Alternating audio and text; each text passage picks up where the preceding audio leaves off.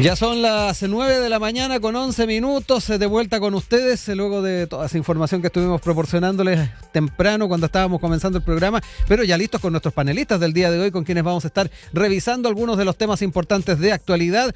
Nos acompaña Catalina Riquelme, investigadora del Instituto Libertad. ¿Cómo estás, Catalina? Muy buenos días, hoy nos acompañas acá en el estudio. Bien, hola Rodrigo, buenos días, gracias por la invitación. Y también está con nosotros el secretario ejecutivo del Frente Amplio, Simón Ramírez, a quien también ya saludamos. ¿Cómo estás, Simón? Gracias. Hola. También por estar nuevamente por acá. Muy bien, muchas gracias, feliz de estar acá como siempre. Oigan, vamos a ir entrando en las temáticas ya propuestas y vamos a partir con todas los diálogos, las dudas, las conversaciones que han surgido en torno a la figura de la expresidenta Michelle Bachelet y esta idea de, o al menos la duda que se ha ido generando en el mundo político de si va a ser candidata o no en la próxima presidencial. Ayer, desde la Fundación Horizonte Ciudadano, se señalaba que no es ni quiere ser candidata. Lo decía Eolo Díaz Tendero, director de la fundación. Señalaba que la exmandataria está disponible para hacer aparecer los liderazgos que sean necesarios y apoyar a la unidad del sector. Eso lo planteó durante las primeras horas del día de ayer. Sin embargo, fue la propia exmandataria quien durante una actividad del Consejo de Rectores dijo que no es candidata y además dijo que iba a apoyar a quien sea la carta del sector. Es parte entonces de lo señalado por la expresidenta. También a propósito de las conversaciones que han surgido en torno a la eventualidad de una primaria, ella señaló que los partidos políticos son los que tienen que definir a sus candidatos y los mecanismos para elegirlos, y cuando salga una candidato de nuestro sector, yo lo voy a apoyar. Es parte de lo que planteó entonces la exmandataria, y acto seguido dijo: yo no soy candidata, está descartado, cambiando incluso un poquito el tono. Fue bastante más clara, más fuerte a la hora de plantear aquello. Esto obviamente deja entonces la discusión en torno a cómo desde los sectores del oficialismo se va a estar enfrentando ya el próximo año el tema de la presidencial, y también las lecturas que se hacen desde distintos actores. En el Mercurio el día de hoy aparece una entrevista con el presidente de la Juventud Socialista, Alan Álvarez, y él dentro de lo que plantea es que si el socialismo democrático no es capaz de levantar una alternativa presidencial a Bachelet, es que su proyecto político fracasó. Algunos ya se están de alguna manera poniendo en ciertos escenarios en torno a la presidencial. Y otro tema, y que ha sido planteado desde la oposición, es lo señalado por Guillermo Ramírez, presidente de la UDI, donde en el escenario de una posible Bachelet 3 decía que refleja que el proyecto del Frente Amplio no existe. Hoy por hoy, esto ya lo decíamos, ha estado siendo descartado por la propia expresidenta, pero de todas maneras el tema de los proyectos políticos siempre van a estar sobre la mesa. Dejo todos estos elementos para que empecemos a conversar, a ir analizando cada uno de estos puntos. Y Catalina, parto contigo para que me cuentes un poquito cómo has ido observando esta evolución que ha habido en torno a la figura de Michelle Bachelet y finalmente este planteamiento que hizo el día de ayer diciendo que no es candidata. Bien, sí, gracias por la pregunta. Cierto, en primera instancia señalar que Michelle Bachelet, lo hemos conversado en otra oportunidad, sí. Yo creo que ella es un símbolo para la izquierda de unidad y se ha transformado en estas últimas semanas en una gran figura, y sin duda yo creo que me gustaría señalar que hay que hacer un llamado un poco a la coherencia, en el sentido de que mantener este mismo argumento de que ella ha dicho que no va a ser candidata, y yo creo que aquí se presenta un desafío súper importante en realidad para la izquierda, sí. Y es que hay que evaluar, y yo creo que ustedes tienen la tarea en este sentido de evaluar nuevos liderazgos. La pregunta que yo me hago es ¿por qué hoy día Michelle Bachelet pasa a ser la carta presidencial al parecer de la izquierda? Y en ese sentido, ¿dónde emergen los nuevos liderazgos? Considerando además, Simón, que tú y yo somos de una generación, ¿verdad?, que busca el recambio de la política. Eso. Simón, ahí también te dejo la palabra para entrar en estos primeros apuntes en torno a la figura de Bachelet, de lo que planteó el día de ayer, y particularmente el desafío que en forma no explícita tal vez quedó de manifiesto con estas declaraciones, y que Catalina también lo hizo un poquito más claro, de qué manera se enfrenta entonces la búsqueda de liderazgo. Sí, algo que me ha llamado un poco la atención de este debate, sí, es justamente un poco lo que decía Catalina al final, que era la pregunta por la renovación de la política. Claro. Cuando hoy día tenemos un presidente de 38 años que no sé qué más paradigmático puede ser de que lo que hay acá precisamente es recambio de la política en curso, en acto, lo estamos viendo. Uno ve la batería, la parrilla, digamos, de ministros, de autoridades del Frente Amplio, y ve un montón de caras y trayectorias políticas que no había visto nunca antes probablemente en la política, porque emergieron durante este proceso también de emergencia del Frente Amplio, que efectivamente viene a ser un recambio en la política. Yo creo que el problema del recambio no lo tiene el Frente Amplio. El Frente Amplio ha mostrado ser un recambio en la política. El problema del recambio lo tiene el socialismo democrático. Su carta presidencial principal es Bachelet hasta el momento, se ha mostrado así, que es Bachelet 3, ¿no es cierto? Yo creo que también eso es sintomático de esa falta de recambio, y cuando uno ve cuáles son los otros liderazgos que aparecen en la primera línea como posibilidad de ser candidaturas presidenciales, también son liderazgos que llevan una larga trayectoria en política, ¿no es cierto? La misma ministra Toá, que es parte de la generación de los 80, que emerge en esa lucha estudiantil contra la dictadura. Entonces, yo descarto un poco esa pregunta por el recambio, porque creo que efectivamente el Frente Amplio ha sido esta alternativa de recambio hoy día, y que de hecho esa ha sido ratificada por la ciudadanía. Y me parece que Bachelet efectivamente es una figura importante de la izquierda, y creo que ha tenido un rol simbólico importante en la medida en que su segundo gobierno, en particular su segundo gobierno, porque yo diría el primer gobierno de Bachelet es un gobierno clásico del siglo de la Concertación, pero su segundo gobierno es un gobierno que es como un punto de inflexión entre una alianza que se abre hacia la izquierda, que permite la incorporación de nuevas generaciones, y está en un punto intermedio, digamos, entre lo que es efectivamente un gobierno como el del Frente Amplio y lo que eran los gobiernos anteriores de la Concertación. Sí, hay incluso un puente con sectores de Revolución Democrática. Exacto, o sea, que algunos sectores vieron ahí una posibilidad de hacer avanzar una agenda de cambio. El gobierno de Michelle Bachelet, el segundo, se posiciona luego del movimiento estudiantil. Si nos acordamos, desde nuestro punto de vista, hubo una pérdida de una oportunidad a propósito de articulación, una articulación más fuerte con el movimiento social y hacer avanzar esa agenda de derechos sociales. Pero una candidata de socialismo democrático. Yo creo que eso también es importante, más allá de ese rol que ha cumplido dentro de la izquierda. Y el Frente Amplio tiene el derecho, y me parece que el deber también, de poder levantar sus propias alternativas sin descansar en seguir alcanzando la unidad de toda la centroizquierda, que creo que es la tarea más importante.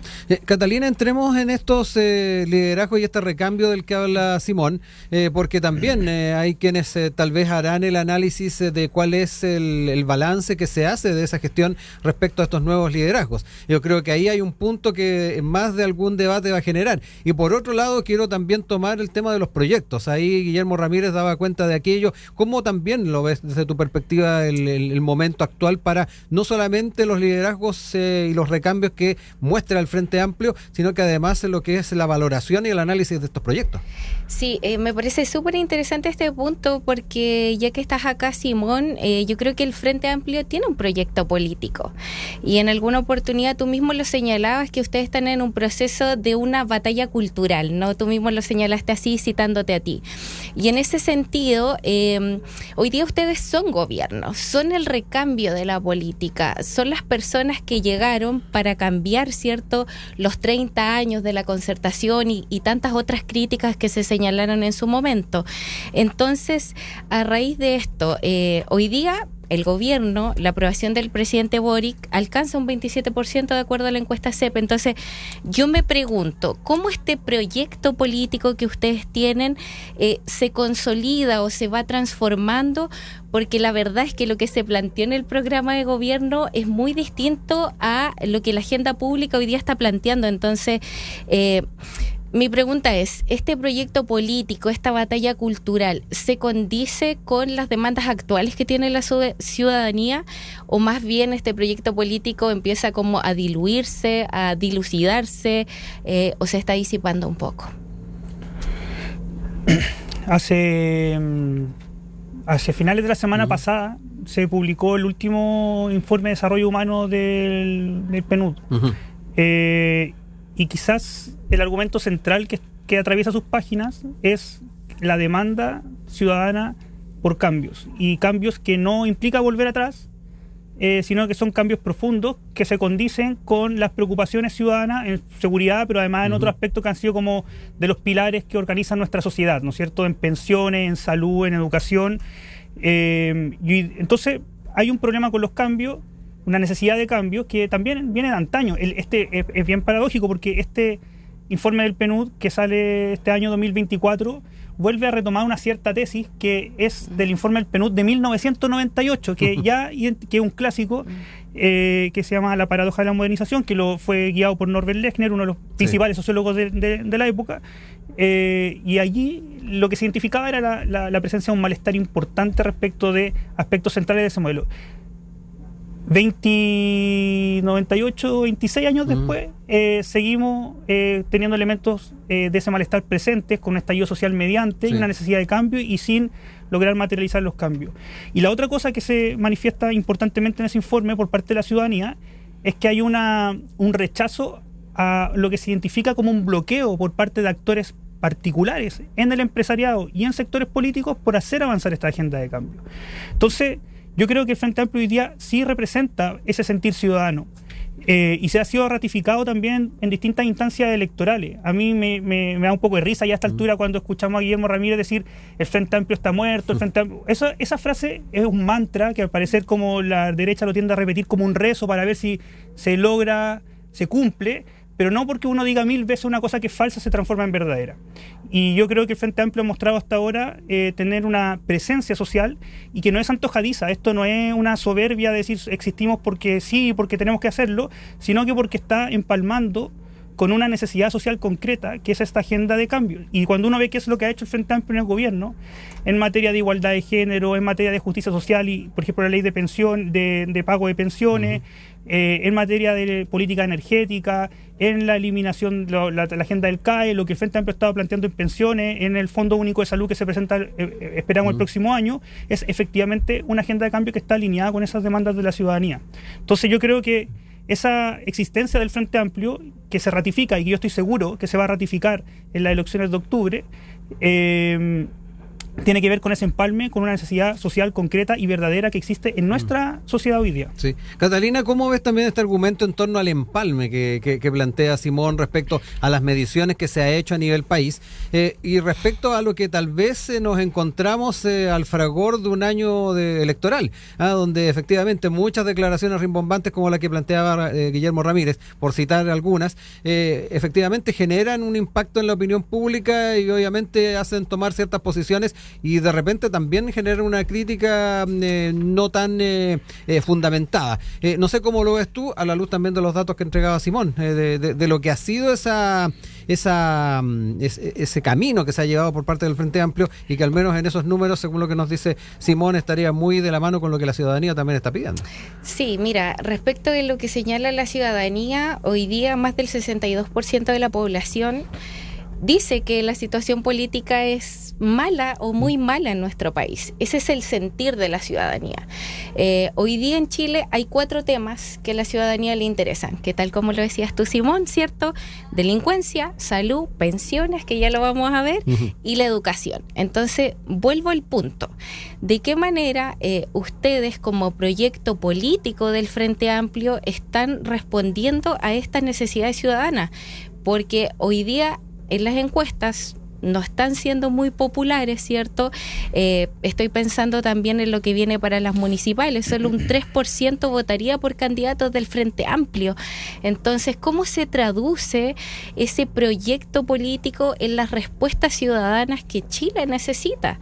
Y me hago la pregunta porque, insisto, tú y yo somos de una generación que cree en la política como una intervención de la realidad, ¿no? Y yo creo que tenemos ese deber de responder a las demandas ciudadana y vuelvo al punto. Yo creo que es un desafío tanto para ustedes hoy día que son gobierno en cómo realmente se responden a esas demandas ciudadanas. Sí, hay una cosa que de todas maneras me interesa decir. O sea, efectivamente el paso por el gobierno del Frente Amplio ha entregado aprendizajes importantes, pero esos aprendizajes, muy por el contrario de lo que plantea por ejemplo Guillermo Ramírez o parte de lo que hemos estado conversando acá, tiene que ver con que el sentido de nuestra agenda se difumine. Los aprendizajes tienen que ver con la vertiginosidad de los cambios y yo creo que eso tiene que ver también con un entendimiento de la sociedad chilena. La sociedad chilena hoy día vive el grueso de la sociedad chilena vive en una situación de administración de la precariedad en términos de, por ejemplo, su ingreso monetario.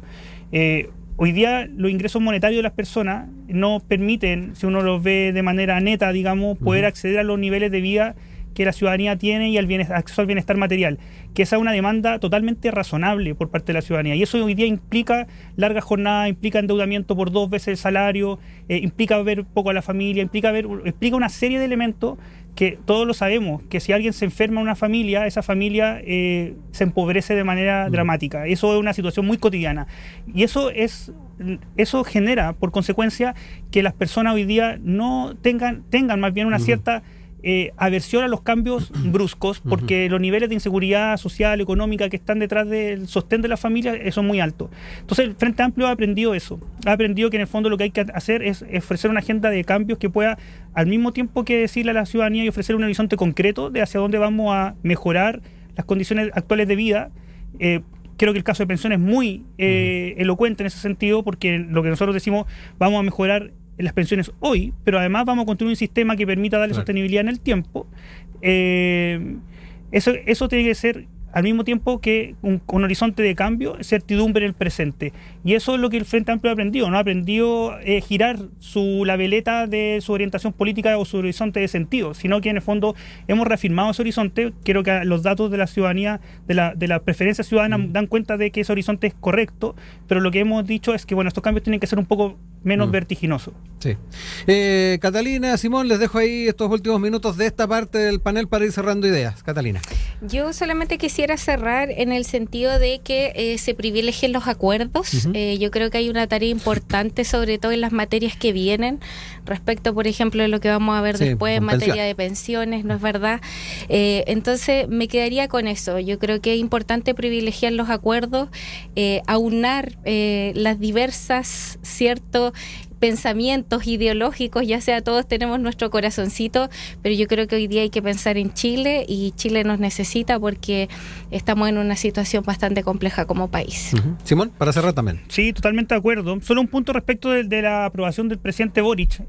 Cuando uno ve la aprobación del presidente Boric en cada momento y lo compara en ese mismo momento con los presidentes anteriores, al menos hasta Bachelet 2, al menos hasta Piñera 1, el presidente Boric tiende siempre a tener una mayor aprobación. Eso da cuenta de que hay un fenómeno general respecto del descrédito de la política, que yo estoy de acuerdo con lo que se ha planteado. Es muy importante de hacerse cargo de él, nosotros quienes nos dedicamos a la política, pero también creo que ha habido un respaldo general que se ha mantenido constante también al presidente, y eso tiene que ver con esta capacidad de poder construir un liderazgo que genere unidad, pero también hacer avanzar una agenda de cambios, que es lo que la ciudadanía demanda. Ya son las 9 de la mañana con 33 minutos. Estamos de regreso con ustedes en nuestro panel de Enlace USACH. El día de hoy nos acompaña Simón Ramírez, secretario ejecutivo del Frente Amplio, y Catalina Riquelme, investigadora del Instituto Libertad. Ya lo estuvimos adelantando. Vamos a hablar también de temas vinculados a la reforma de pensiones. Esto por el debate que también se ha estado dando en la interna del oficialismo respecto al acuerdo al que se llegó con el Senado para poder ir avanzando en este ámbito. De hecho, es parte de lo que se ha estado comentando. Esta discusión, en todo caso, según lo que ha planteado la tercera, ha sido desdramatizada por el ministro de Hacienda, Mario Marcel, y que fue abordada además en Palacio el día de ayer por el propio ministro. El acuerdo logrado en el Senado, lo que ocurra posteriormente en la Cámara, es una historia que está por construirse. Además, es lo que señaló Jaime Sáez, parlamentario del Frente Amplio. Frente a ello, es bien importante ver cuáles son los escenarios que se van a ir configurando cuando se empiece a revisar este acuerdo en el Congreso. Esto porque, y me remito a lo que también señala la tercera, si bien en el Frente Amplio recalcan que no dan por muerto el proyecto, sí están atentos a los pasos a seguir en torno al mismo, luego de que se fijara en el Senado un itinerario para su discusión. Dentro de los puntos que se tiene bastante atención es que en el Frente Amplio dan por descontado que en la Cámara Alta el Ejecutivo va a insistir en la división de la industria, pero que este tema allí se va a rechazar. Es uno de los puntos o opciones que se están barajando. El segundo tema que les complica es que proyectan que se va a aprobar un seguro social que va a ser transitorio y no permanente, que está obviamente alejado de lo que era el planteamiento en una primera instancia. Esos son los dos grandes temas. Se señala que desde ya anticipan que modificarán cuando el proyecto vuelva a la Cámara de Diputados. Es más, adelantan que los eventuales acuerdos que logre el gobierno en el Senado no son vinculantes, algo que fue fue reafirmado el día de ayer por la diputada Gael Yeomans. Esto motivó entonces el poder ir generando conversaciones por parte del ministro y parlamentarios, pero hay que decirlo, el escenario, tomando en cuenta lo que era el proyecto original, lo que se acordó en el Senado y las aprehensiones que han manifestado algunos parlamentarios, obviamente va a dificultar un poco el trabajo cuando se empieza a revisar en la Cámara de Diputados. Simón, me quedo contigo para que me cuentes un poco cómo han estado mirando desde la directiva del Frente Amplio esta situación, cómo también están proyectando la posibilidad cierta de que se hagan apuntes al acuerdo y la necesidad de tratar de sacar adelante esta propuesta que es una de las emblemáticas del gobierno. Sí, a mí me llama bastante la atención esta polémica. Esta es la primera reacción que tuvimos, porque el domingo a las 10:30 de la noche, en un programa de política que todo el mundo ve, que se llama Tolerancia Cero, Guillermo Ramírez dijo, hoy día no hay acuerdo. Y al otro día la noticia era, Frente Amplio se estaba poniendo en duda el acuerdo. Entonces, creo que las cosas están un poco al revés. Nosotros como Frente Amplio hemos planteado en todo momento que valoramos el acuerdo. Llevamos 20 meses intentando tramitar una reforma de pensiones que ha sido bloqueada sistemáticamente por la derecha, justamente lo que hablábamos en el bloque anterior. Sí. Hay un cansancio, un tedio por parte de la ciudadanía de que las reformas importantes sean bloqueadas sistemáticamente. El año pasado se bloqueó la reforma, en este caso Macaya decía, no vamos a hablar de pensiones hasta que renuncie el ministro Jackson de Desarrollo Social. Nada que ver. Pero bloquearon la reforma.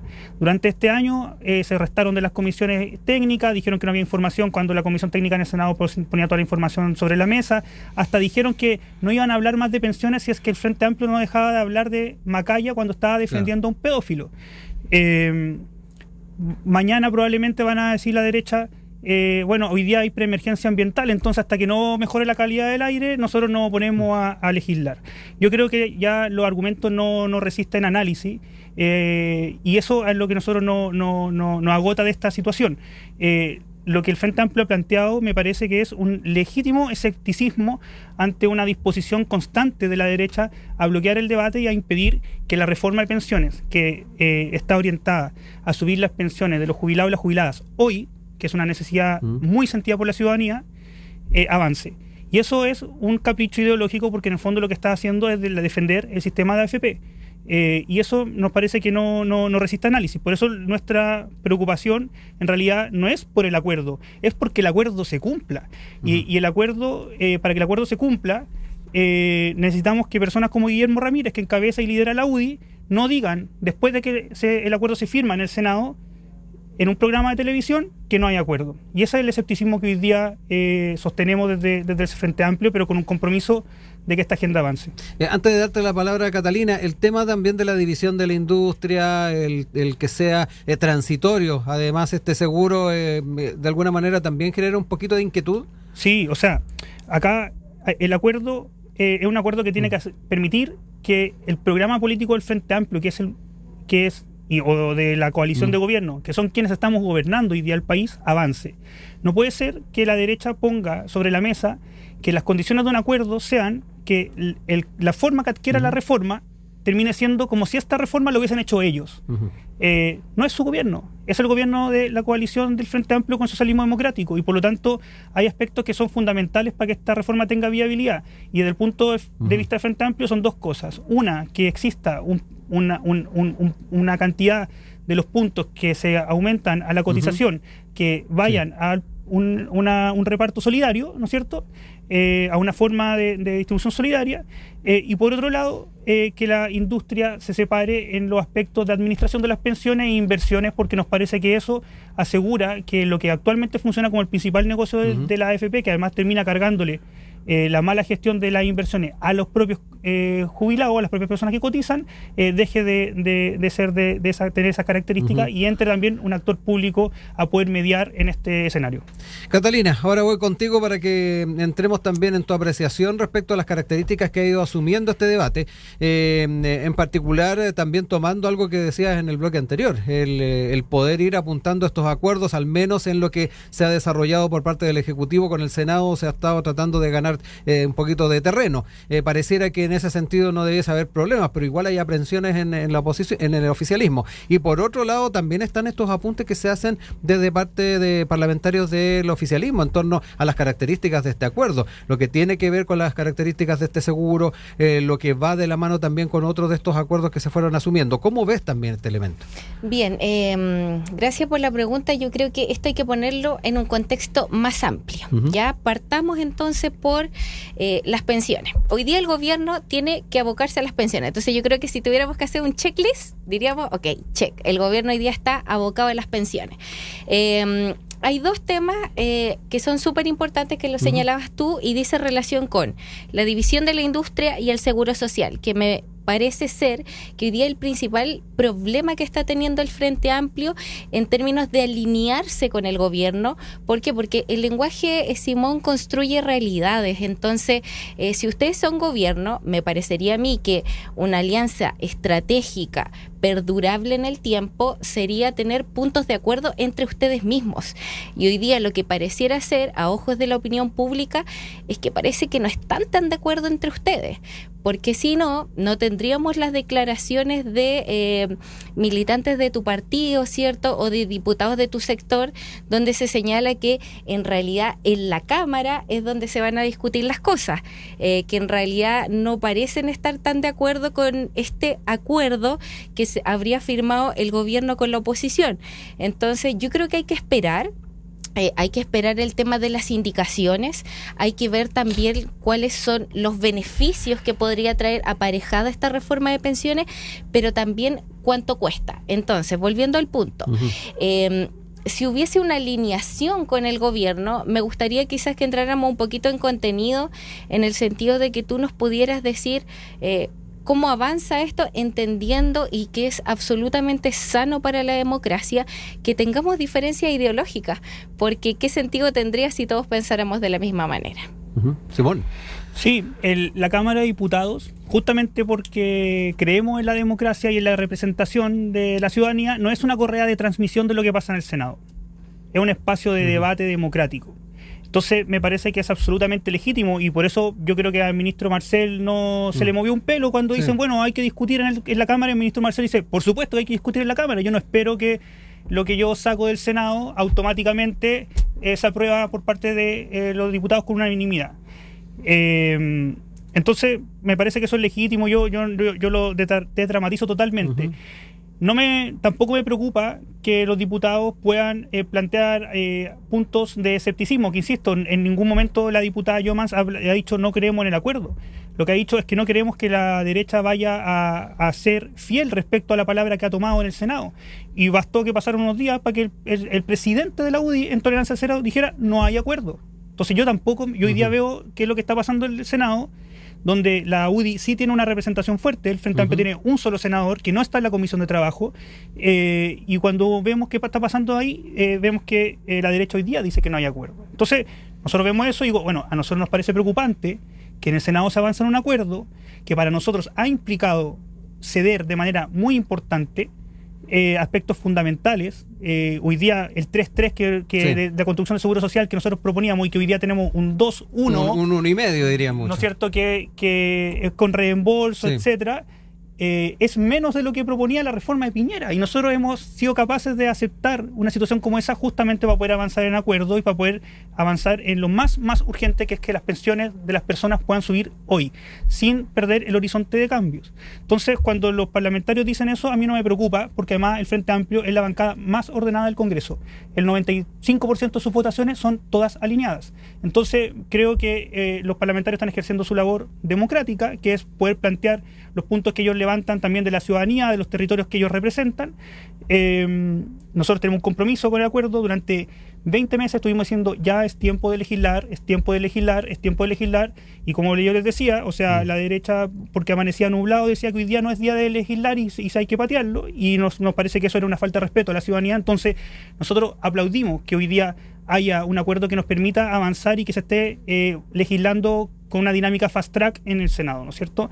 Pero lo que sí nos preocupa es que tenemos un escepticismo basado en la evidencia respecto de la negación a los acuerdos y el bloqueo legislativo de la derecha, y por otro lado nos interesa que en esta diferencia ideológica hayan aspectos que, como nosotros hemos cedido, la contraparte ceda y que entienda que el gobierno es del Frente Amplio, de esta coalición, y por lo tanto, seguro social y separación de la industria nos parece que son aspectos mínimos para que esta reforma sea una reforma de este gobierno propiamente tal. Catalina, hablemos un poco de esa aprehensión que hay en sectores del Frente Amplio respecto a la derecha, respecto a las posiciones que se han asumido. Ahí Simón recordaba estas palabras de Guillermo Ramírez en Tolerancia Cero, pero por otro lado también me gustaría que habláramos un poquito en torno a obviamente considerar el Parlamento como un espacio para debatir, no negarse a discutir ciertas temáticas, independiente de que haya un acuerdo. Son dos puntos que estableció ahí Simón, no sé cómo lo ves tú. Sí, a ver, primero que todo, no es mi área de responsabilidad hacerme cargo de lo que señala una persona de la UDI, ¿ya? En mi calidad de académica, lo que te puedo decir, Simón, y a lo que te invitaría es a que despersonalices el debate en torno a que la derecha piensa respecto a lo que señala una vocería, ¿ya? Que sería en este caso Guillermo Ramírez de la UDI. Porque en ese sentido también tenemos mucho más voceros, que es lo que ha hecho, por ejemplo, Galilea. Galilea ha invitado al diálogo, ha sido una persona súper importante en este debate y en esta reforma. Entonces yo creo que ampliemos un poquitito el espectro respecto de que la derecha no está personalizada en una persona. Yo creo que eso sería lo primero. En segundo lugar, planteas el tema del bloqueo. Yo creo que la política no es un juego de suma cero. ¿Por qué? Porque si habláramos de bloqueo, también tendríamos que recordar todo el bloqueo que hizo la izquierda cuando nosotros éramos gobierno. Entonces, me parece que lo interesante sería ver cómo podemos ir avanzando en este tema. Hoy día yo creo que hay puntos de encuentro y por eso vuelvo a reiterar, yo creo que se tiene que trabajar muy bien en las indicaciones que se van a hacer, en cuánto cuestan estos beneficios y cuál es el gasto público total que va a tener este proyecto.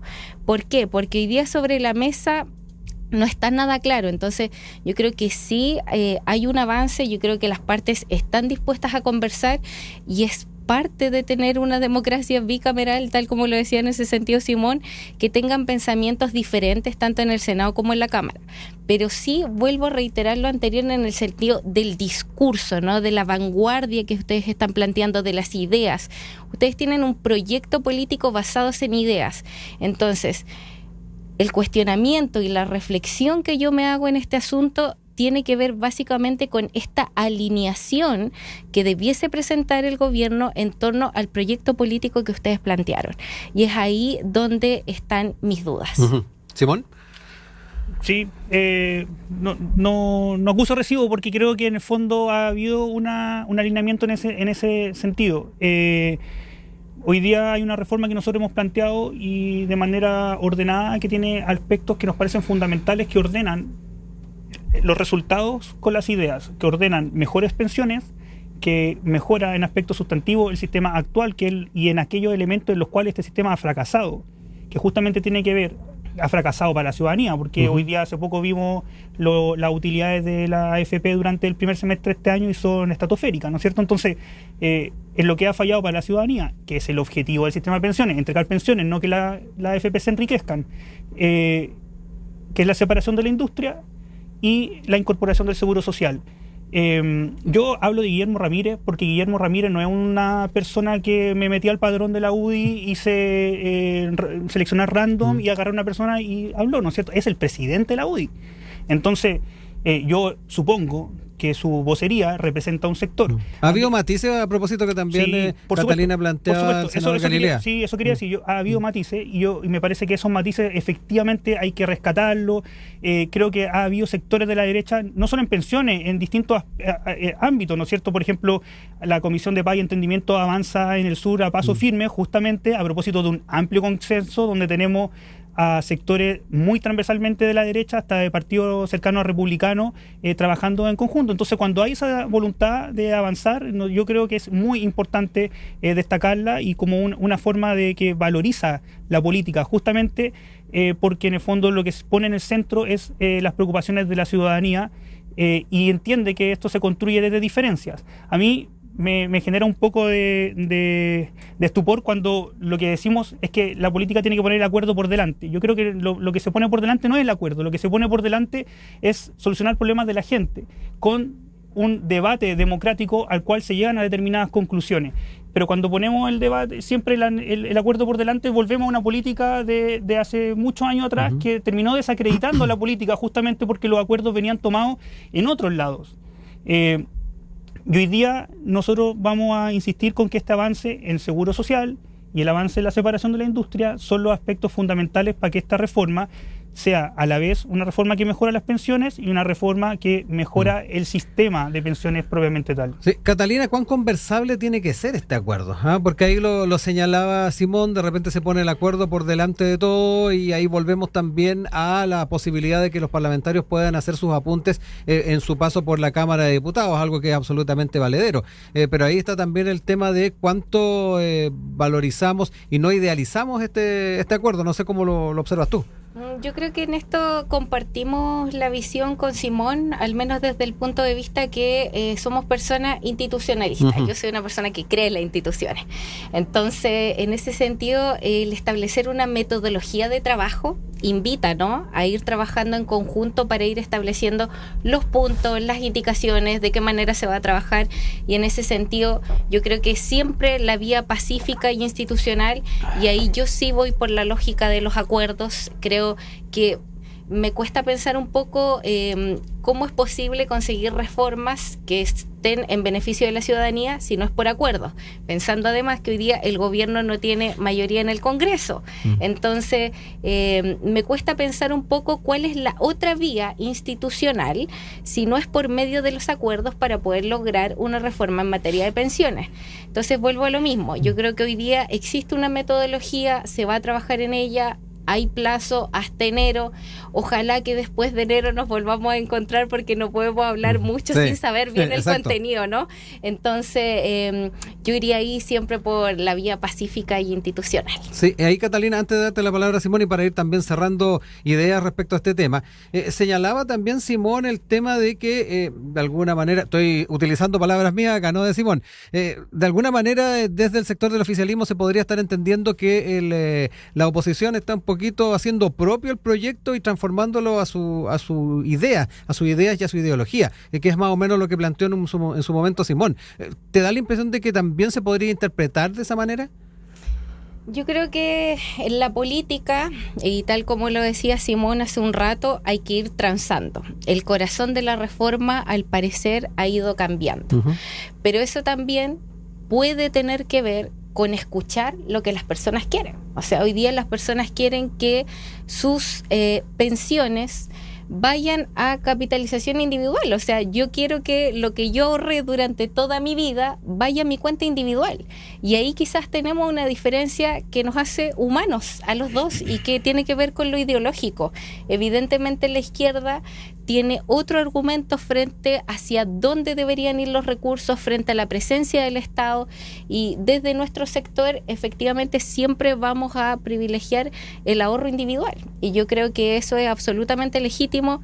Será el Congreso quien tenga que decidir hacia dónde va a avanzar eso en su momento.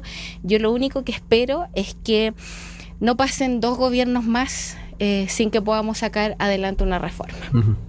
Simón, Catalina, les dejo ahí tiempo para cerrar los últimos puntos en esta temática. Gracias. Tenemos 40 años de ahorro individual y que la práctica ha generado un sistema donde las personas tienen pensiones muy por debajo de la línea de la pobreza. Entonces creo que es tiempo de buscar alternativas también, tomando ejemplos de cómo funcionan los sistemas de pensiones en otros lugares del mundo. Las personas quieren buenas pensiones y yo creo que eso es lo que principalmente quieren y que toda la evidencia lo dice. A mí me gustaría poner el ejemplo de preguntar a las personas si se quieren cambiar o no se quieren cambiar al sistema de pensiones de las Fuerzas Armadas. Yo estoy seguro que la mayoría de las personas dirían que sí, no necesariamente porque hay reparto, sino que porque hay buenas pensiones. Pero lo que genera buenas pensiones ahí también tiene que ver con los aspectos de solidaridad que tiene el sistema y que perfectamente uno puede discutir técnicamente si es viable eso, hacerlo expansivo a toda la sociedad, pero lo que nosotros decimos es que hoy día poder avanzar en un camino donde se articule de una manera virtuosa la capitalización individual con el seguro social, entrega mejores pensiones y entrega un mejor sistema. Y Y eso es el corazón de la reforma. Lo que cambia es la aceleración, la vertiginosidad, como decíamos delante, pero el corazón de la reforma es separación de la industria y seguro social. Y eso es lo que nosotros vamos a defender como proyecto político hasta el final, y creo que nos parece importante para que esta reforma sea una reforma de pensiones que, insisto, no solo sea una reforma que mejore las pensiones, sino que además sea una reforma propia de este gobierno. Yo creo que es parte también del respeto democrático, entender que un gobierno tiene el derecho de poder hacer avanzar su propia agenda en esos términos y no imponer una agenda que no es la agenda del propio gobierno. Muy breve, porque no quiero saltarme la mención al bloqueo parlamentario o al supuesto bloqueo parlamentario durante el periodo de estallido social. Yo creo que es una comparación injusta cuando nosotros decimos hubo un momento en donde el Frente Amplio lo que dijo fue: se están violando los derechos humanos en Chile. Legislemos sobre lo que tenga que ver específicamente con esa situación. A decirnos que a nosotros nos gustan demasiado la AFP, entonces no queremos cambiarla y por lo tanto no vamos a legislar porque en el Ministerio de Desarrollo Social entraron unas personas vestidas de overol, dijeron que el ministro era su tío y lo fueron a buscar computadores, y esa situación nos parece inaceptable y no vamos a legislar. Creo que hay un diferencial respecto de la democracia en ambas disposiciones que yo creo que son incomparables, y me parece que hoy día esa actitud de la derecha efectivamente genera desconfianza en el oficialismo, pero también genera un tedio y un cansancio en la ciudadanía porque las reformas no avanzan. Catalina, para cerrar el panel. Para cerrar, solamente respecto del bloqueo, creo que hay muchos temas que podríamos tocar y podríamos abarcar respecto de cómo bloqueó la oposición en su minuto a la derecha, o cómo podría o no bloquear hoy día, en palabras de Simón, lo que está pasando. Yo me quiero quedar con lo siguiente.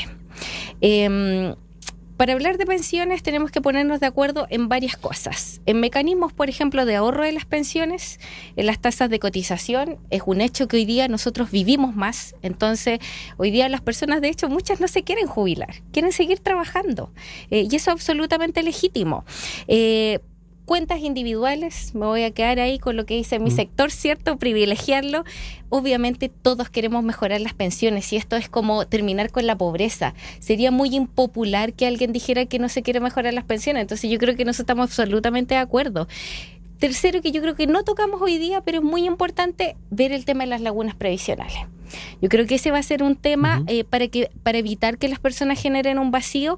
Y otra cosa, que ya que soy mujer, ¿cierto? Y también me invitaron a este panel por eso, para poner el foco entre la diferencia que existe hoy día entre las pensiones de hombres y mujeres. Así que yo me quedo con esos desafíos. Esperemos que el debate siga avanzando y ha sido un placer igual, Simón, estar en este panel contigo. Yo les agradezco a ambos que hayan estado con nosotros.